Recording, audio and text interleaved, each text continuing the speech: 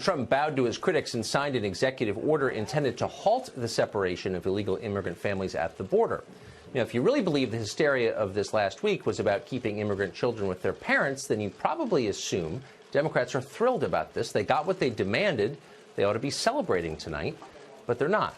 They're still angry. Senator Kamala Harris of California tweeted this, quote, "This executive order doesn't fix the crisis. Indefinitely detaining children with their families in camps is inhumane and will not make us safe."